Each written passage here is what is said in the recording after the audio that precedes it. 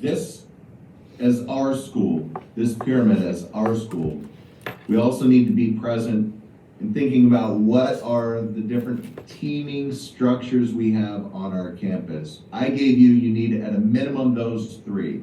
We've seen 4, where we'll hear, are you a 3-team structure or 4-team structure? Some schools, in addition to that leadership team, will have their own behavior team. That's what we call a 4-team structure.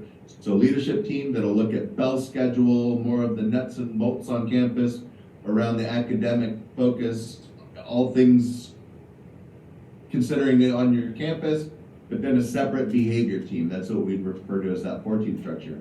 We only bring this up because we've also seen 8-team structures, and that's what we want to just warn, that this isn't an advocation of like, let's create another team on our campus. We've seen schools that we've got our culture climate team, we've got our SEL team, we've got an attendance team, we've got our PBIS team.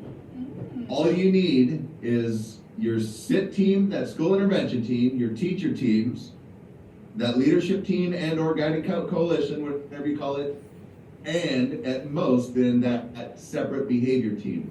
You can also absorb that behavior team into that leadership team. That's why we say a 3 or 4-team structure. But just be mindful if you're now adding teams.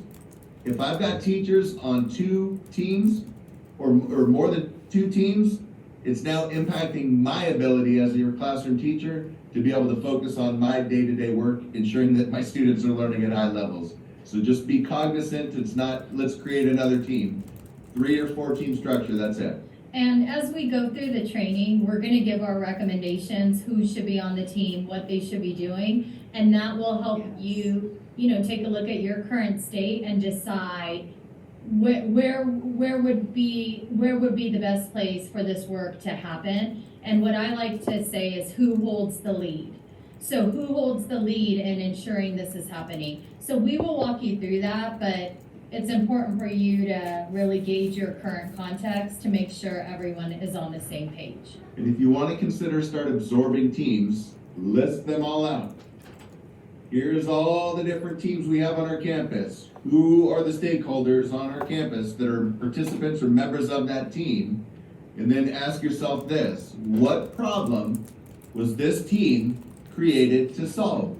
If you've got multiple teams solving the same problems on your campus, you can absorb them. So it's more of the consolidation, not adding additional teams. So we've got it's 8:05 Pacific time. It is 11:05 Eastern time, and so we're going to take our first break.